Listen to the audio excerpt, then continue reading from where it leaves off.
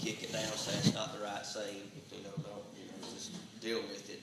But a couple of weeks ago, I do excuse my nasalness. A few weeks ago, we talked about, actually, the first one, we actually talked about the history that took place at the time when Christ was going to be born. We looked at the history of what the world was like during that time before he came into the world. And then we looked at the birth of John the Baptist, and then we looked at the birth of Christ last week, and maybe you got something new out of that. And this week, there are some more major players in our story, and they are wise men. When you see a nativity scene, what does it portray? Three wise men. Two of them white, one of them black, all the time. What are they riding? Camels. What do they got? Each one of them has a different gift. Okay. Do they look like they would be kind of pushovers? Real humble looking? They're actually, history gives us their names, which is doubtful. This is just through history. Caspar, Balthasar, and Melchior, as they say who those three were. They came out of the 6th century, out of the Church of England.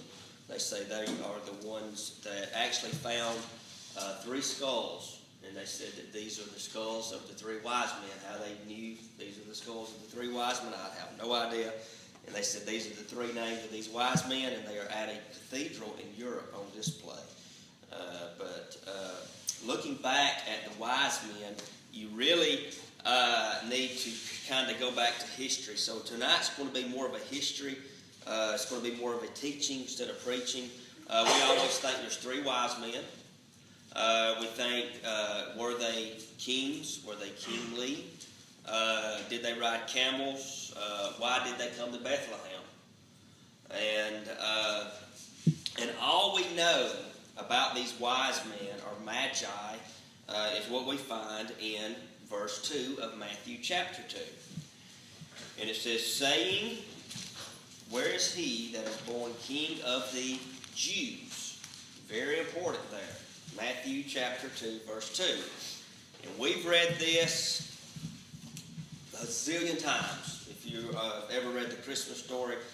And when you actually see this story, it is several months, probably a couple of years after the birth of Christ, because it tells us in verse 9 that he is a young child. He is not an infant anymore. I watched a movie the other night. It's on Netflix, and it was actually a really good movie. And it was about the wise men, and when they got to Jesus, when they got to Mary and Joseph, of course, he had just been delivered. So, but it tells us here in verse 9 that he's actually a young child, so he's kind of a toddler running around. So we know that this is a couple of years after the birth of Christ. So, and what you have to understand when you're looking at these magi or wise men, you have to understand, I think we've looked at this a little bit. When you're studying the history of the world, there's basically four worldly empires.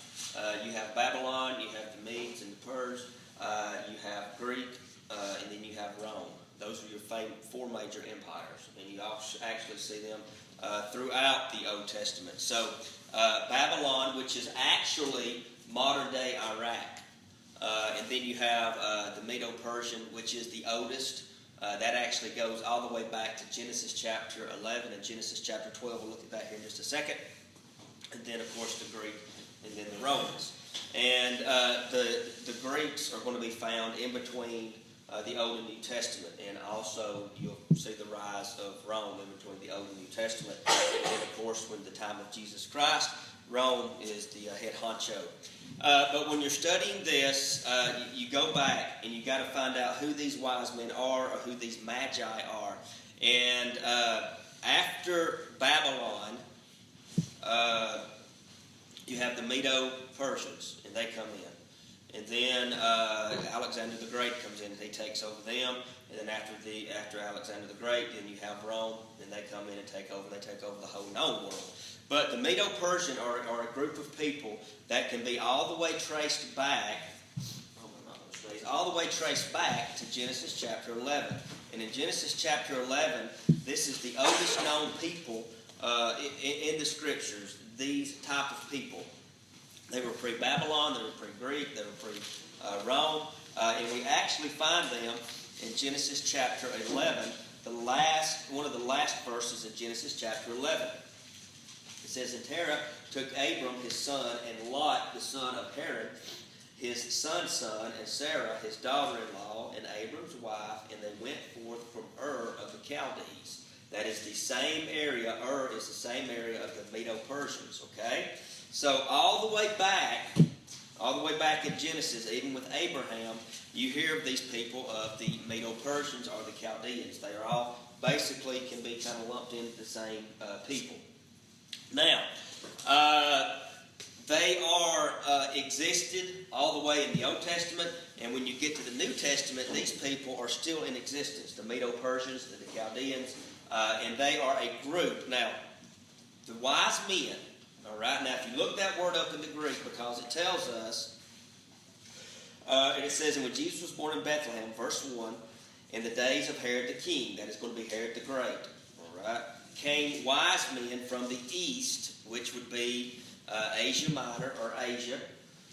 You will separate back during the Old Testament, New Testament, it was not separated north, south, east, west. You had two basic points on the compass. You had the east and you had the west. You had the great empires of the east, and then you had the great empires of the west. The great empires of the west is going to be Rome. The great empires of the east is going to be the Medo-Persians. Even though they had been conquered, they still had vast lands. They still had a lot of influence. So you have these people that are coming from the east. Now, it does not tell us there was 3 of them, does it? Where do we get 3 from? We have no idea. Where do we get they rode camels from? Have no idea. Now, it says that Herod the king, which would be Herod the great one, and just before this time, just a few years prior, Herod starts to get sick. So right now in Herod's life, he's basically holding on by a thread. Caesar Augustus is old and he's sick. So the Roman kingdom is really very unstable at this time. But when you see the word wise men, in the Greek it says magi. And that is where we get our word magician from. It means sorcery. Alright? So, if you take the word wise men, and if you look at it in the Greek, it means magi. And though that word means magician, it means wizard, it means astrologer, it means sorcerer. Okay? Now, these are the people. You have astrologer, you have astronomy, and basically one of them is study of the stars. The other one is, kind of palm reading, stuff like that. They didn't kind of separate those back during this time. They kind of all lumped that together. So these people, these magi or wise men, were into all kinds of magic and things like that. Now, these are not the first time that these people appear. These are the people that are coming to find Christ. One of the very first times that we see these individuals, now the question is, how did they know that there was a king of the Jews? The interesting thing, and I'll probably go over this again, the interesting thing is that Herod was given the title Herod, which actually means king of the Jews. That is a title that the Caesar gave Herod, and Herod means to be king of the Jews. Herod was basically an earthly king of the Jews. Not like Christ, but he was over the Jews. That was his kind of domain. So, who are these people? Where did they come from? What do we know about them? And you kind of go back through Old Testament to find out who these guys were and find out how did they know if they're all the way from the east. Now, right now, back during the Persian Empire, during the Roman Empire, Rome basically owned from here over. During the Medo-Persian Empire, which this is modern day Iraq and stuff, they owned from here over. So you have east and west. And these two powerhouses would fight constantly. And guess what land is in between their fighting? Israel. Modern day is Israel. Okay? So you'd have the Roman Empire, and then you'd have the Medo-Persians, and they would fight, and it was always over this little strip of land right here. Guess what they're still doing today? fighting over that little strip of land. Okay, but that's another story. Now, what do we know about these individuals? If you go back to Daniel, and I hope this isn't boring to you, if you go back to Daniel chapter 2,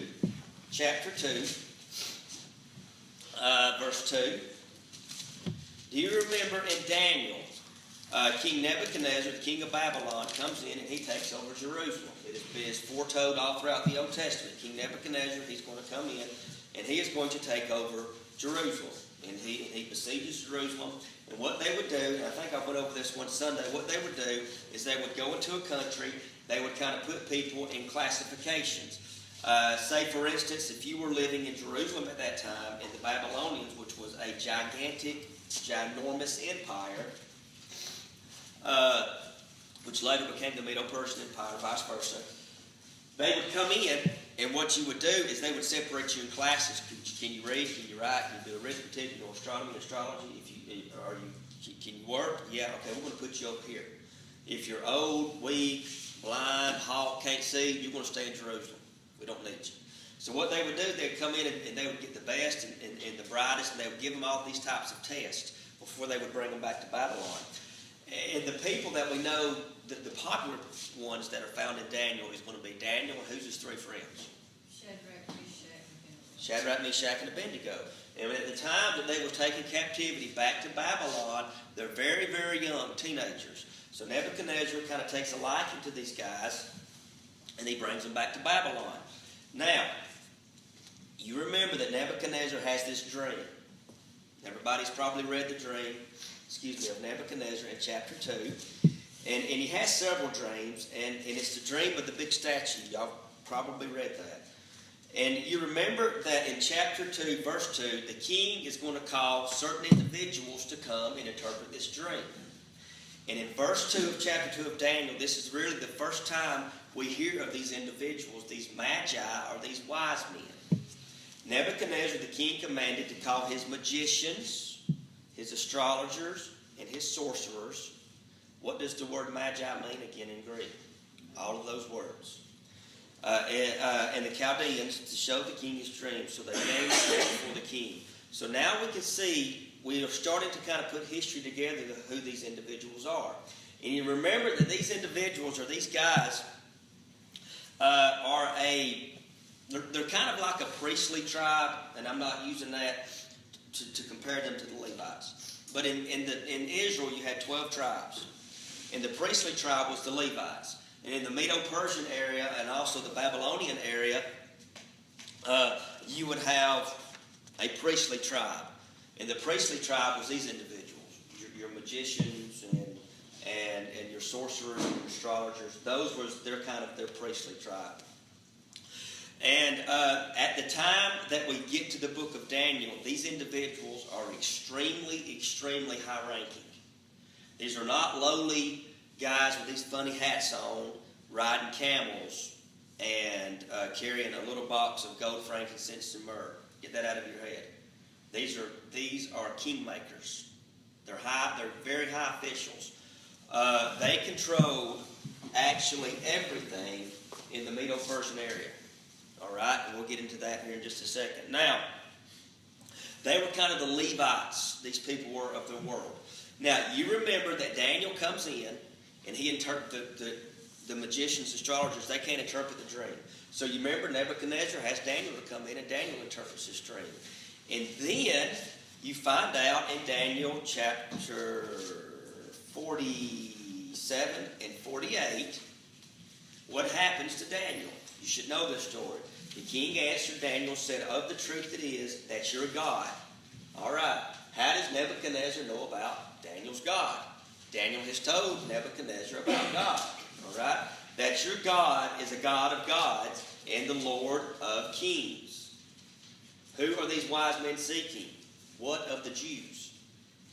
King of the Jews. So we see now Nebuchadnezzar using that word king. All right. In Daniel 2:47. And a revealer of secrets, seeing that thou couldst reveal the secret.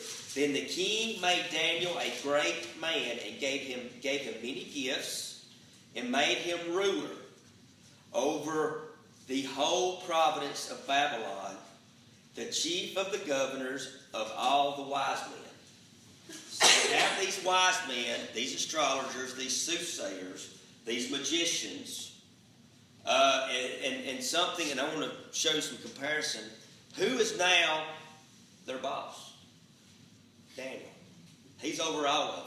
And Daniel is one of the godliest people that you find in the Old Testament. So now we have Daniel, and he is over all of these astrologers. So now what is going to happen is they are going to start hearing rumors and tales from Daniel about this guy that's going to come one day, and he's going to be king of the Jews. So this takes place hundreds of years before. Now, if you go to Daniel chapter 5, verse 11. Daniel chapter 5, verse 11.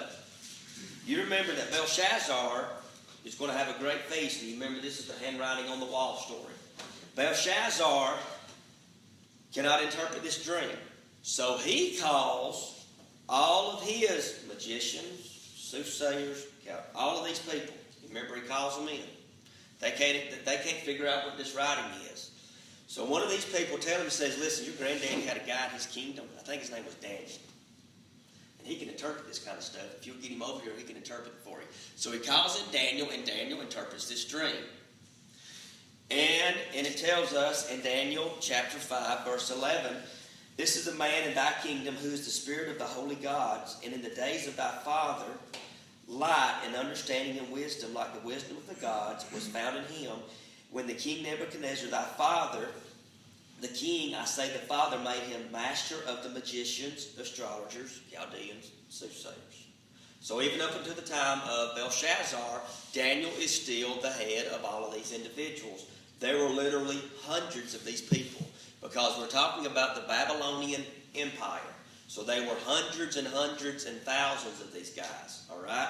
Now, you know the rest of the story, how later on that he interprets the dream, and then it gets to the last part of this chapter, and then Babylon is taken over. Darius the Mede takes over the kingdom and becomes the Medo-Persian kingdom.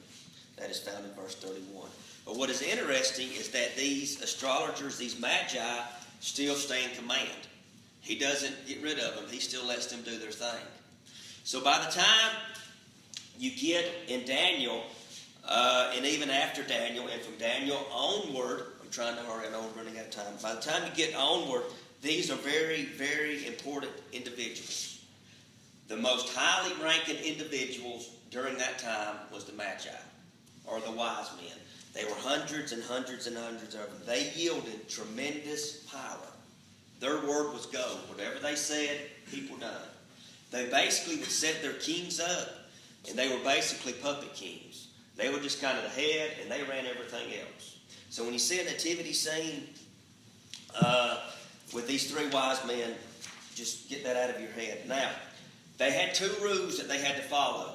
If you was going to be king of Babylon, if you was going to be king of the Medo-Persians, you had to follow under two rules. The first rule was you had to know all of their, I don't want to say secrets, but all of their rules and regulations that was handed down by the Magi. And then you would have a book of the law. Remember, the book of the law we find in the Old Testament. But actually, also in the Old Testament, during this Medo-Persian Empire, you had another book, and it was the book of the magicians, or the Chaldeans. So that was their book of the law. So what you had to do is you had to master their religious ceremonies and their type discipline. And another thing was they had to appoint you and had to crown you king.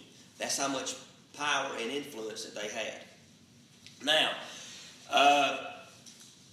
they controlled two areas of the kingdom. Now, I'm not talking about, I'm not talking about a little section. I'm talking about from here over.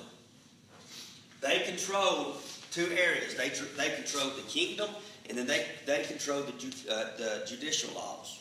They not only picked the king out, who they wanted to be king, and by the way, if you didn't abide by their rules, they got rid of you. They put somebody else in. And then what would happen is that they controlled the laws. They made the laws. Whatever their word was it. Nobody was above them. Whatever they said, that was what happened.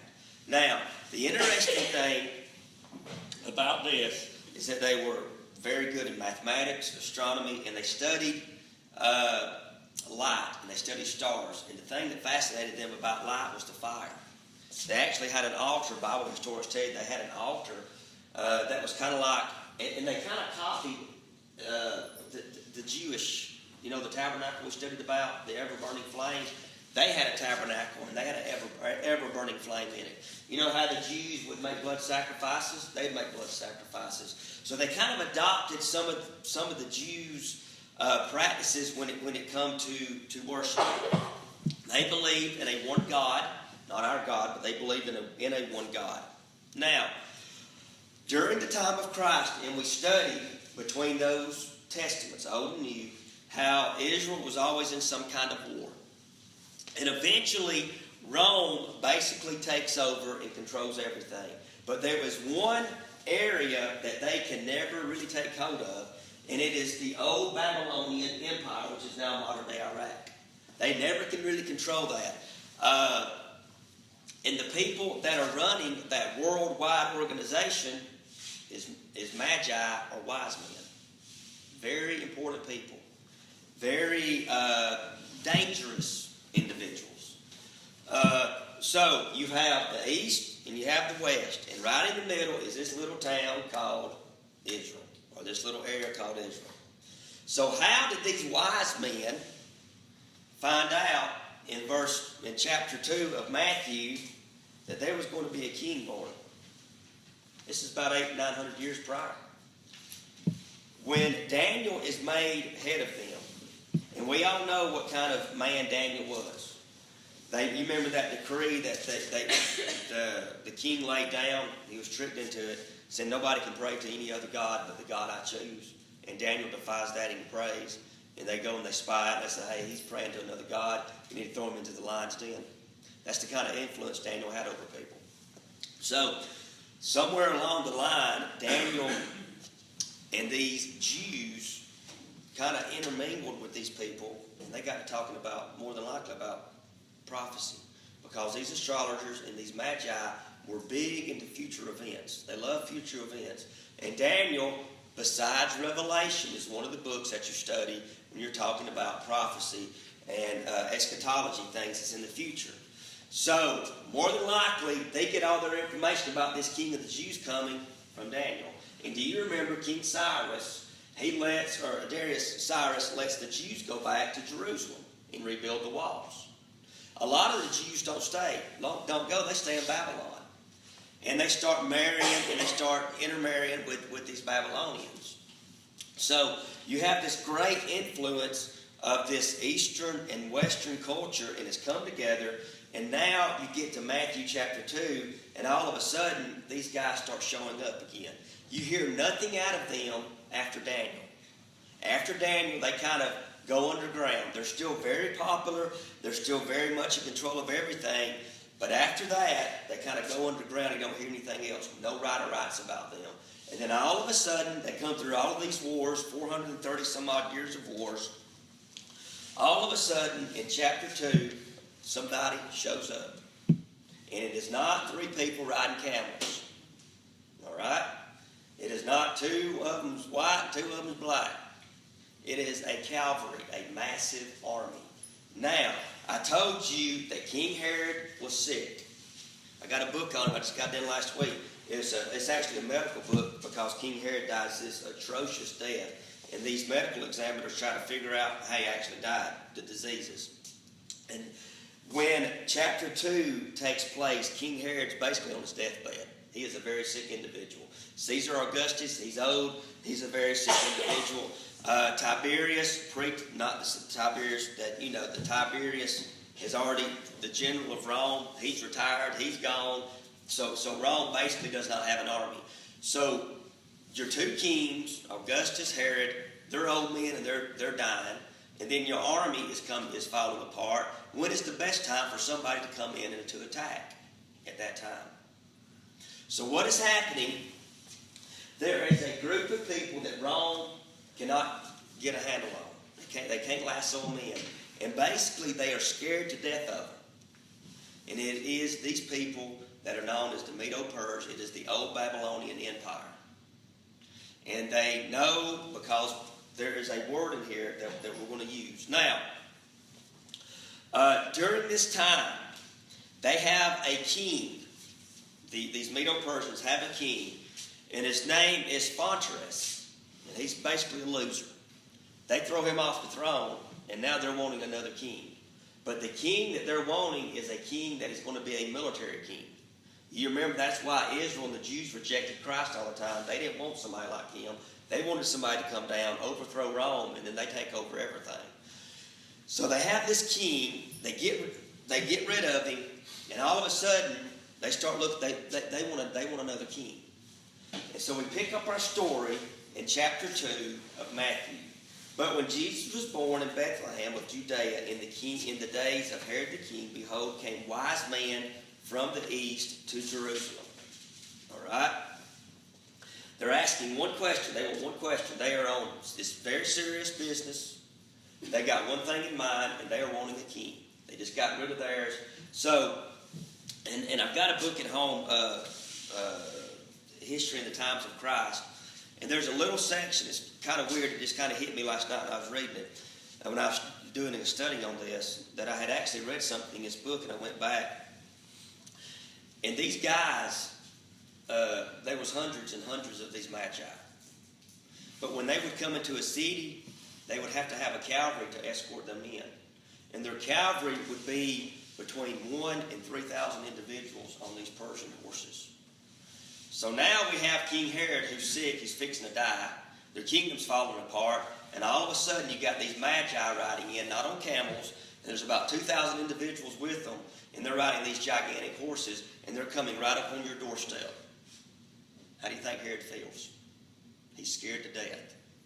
All right, because it says this, saying, where is he that is born king of the Jews? You notice they don't make no small talk, do they? Hey, Herod, this is so-and-so. I'm so-and-so. It's glad to meet you. They walk up, knock on the door. Where's he at? Where's his king at? But we have seen his star in the east. What studies stars? Astronomy. What are these guys doing back in Daniel? Same thing. They haven't changed a bit. So they have been looking for this star more than likely, because I want you to notice, we have seen his star. They know that there's an individual who is going to be one day, and his star is going to be there. So for 800 some odd years, generation after generation after generation, word has been passed. You keep looking, there's going to be a star, there's going to be a star, there's going to be a star. Now this is where it's real interesting. We have seen his star in the east. Why isn't his star over here with Rome? It's in the east. Why didn't Herod see it? Why didn't the Jews see it? The Jews rejected him, didn't they? Do you know that these people are not Jewish just coming looking for him? You had two races of people during this time. You had Jew and what else? Gentile. Who's the first people coming hunting Jesus? Gentile people. Jews didn't want nothing to do with him. So all of a sudden we have a bunch of Gentiles. Thousands are riding up on the doorstep of Herod, and they're wanting this king. So we have seen his star in the east. We have come to worship him. And when Herod the king heard these things, he was troubled. I looked that word up, and it means to agitate. You know, when you got a washing machine, your clothes is in there, and they start agitating. It means to shake uncontrollably. So you've got Herod, who is sick, on his deathbed. All of a sudden, he hears thousands of horses coming through his little town. He opens the door, and there these magi are. And as far as the eye can see, it's just cavalry after cavalry after cavalry. He's upset. Because his title that I told you is what? King of the Jews. Guess who they're hunting? Not you, Herod. We're hunting the real king of the Jews. So right now, Herod's thinking, okay, I'm fixing to get killed. So now, I'm sorry about my voice. It says, and when Herod heard these things, he was troubled, and all of Jerusalem. Shows you what kind of impact these guys had. Next time you see a nativity scene, three wise men kick it over. That's wrong. It says, and when he had gathered all of his chief priests and scribes and people together, he demanded of them where Christ should be born. Why didn't he know? He's their king. He don't even know where their star's at. Okay? They said unto him in Bethlehem of Judea, for thus it is written by the prophet, Micah 5. We read that. He's going to be born in Bethlehem Ephrathah. It's already prophecy, okay? Herod should have knew this.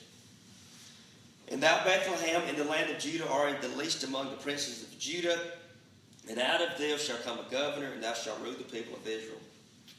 Then Herod, when he had privately called the wise men, inquired of them diligently what time the star appeared. He didn't see it, did he? Just them. And it shows up in their country, not in his country. So for years, a few years, they follow this star. And they follow it, and they follow it, and they follow it. And when they finally find Christ, he's a child. Now, and they sent them to Bethlehem. And he said, go search diligently for this young child. And when ye have found him, bring him word again that I may come and worship him also. And they had heard the king, they departed, and lo, the star which they saw, not Herod. Why are they the ones getting to see the star? Why isn't Herod getting to see it? He wasn't looking for it. He don't want nothing to do with God. In the east, it went before them. Is it not amazing that all the way back in Daniel, their ancestors, now just like the Levitical tribe, you had to be born into this tribe. They just couldn't pick you. You couldn't go out, fill out an application. You had to be born. So for generations and generations and generations, they had been told one of these days there's going to be a star. You're going to have to go find there's going to be a king there. Finally, this generation has come to it. And that is why they are on such a mission. And it says, and when they seen the star in the east, they went before them. It's interesting, in the book of Exodus, what went before them? Cloud and fire. Jesus Christ is our good shepherd. Are we to follow him, or is he to follow us? We are to follow him. So this star is continuously leading them. Till it came and stood over the young child was. And when they saw the star, they rejoiced with exceedingly great joy. You know, in that movie, it had them their uncle. They got their little gifts. And they walk up, they give it to him. I mean, they're having a hoedown now. I mean, these guys have waited for 800 years to find this king of the Jews. They have finally found him. And when they were coming to the house, not a manger, they're in a house now, they saw the young child with Mary, his mother, and fell down. And who did they worship, Mary or him? Him. And when they opened their treasures, they presented unto him gifts of gold, frankincense, and myrrh. Now, going back and looking at all this history, if they were the rulers of great empires, there's going to be more than 3, aren't there? Hundreds of them. Guess how many gifts they brought to her? Not one little box of each. It's just more, and that's kept giving and giving and giving and giving. These are kingmakers, and they are here on very serious business. And it says, and they worshipped him, and they presented him with gifts, gold, frankincense, and myrrh. And being warned of God in a dream that they should not return to Herod, they departed into their own country another way. This is what is interesting. And when they had departed, an angel of the Lord appeared unto Joseph in a dream, saying, Arise, take the young child and his mother, and flee into Egypt. And there will I bring thee word, and Herod will seek the young child to destroy him. And when he arose, he took the young child and his mother by night and departed into Egypt. And they were there to the death of Herod, which is probably, it's usually around, I think it was 2 years. How'd they get to Egypt? It costs money, doesn't it? What they use to get money? Gold, frankincense, and myrrh. See how God always works everything out. And they stay there until Herod dies. I like studying stuff like this because it shows you the kind of God we serve. All the way back in the book of Daniel, God knew this was going to happen. I don't believe it's happenstance that these astrologers, these magic men, soothsayers came in contact with Daniel. Because God knew that wise men was going to be seeking him. And in order to see Christ, they had to know about Christ. They had to have a knowledge of him. So they put them in contact with an individual named Daniel. 800 years, thousands of people right into Jerusalem, hunting this King of the Jews. Dear Heavenly Father, we love you and we thank you. Dear God, during this time of season, help us, dear God, just to focus on what is true. It is your birth, dear God, but it's much more than that. It is also your death, and it is also your resurrection. Dear God, for the prayer requests we've heard, we lift them up to you. In your name we pray. Amen.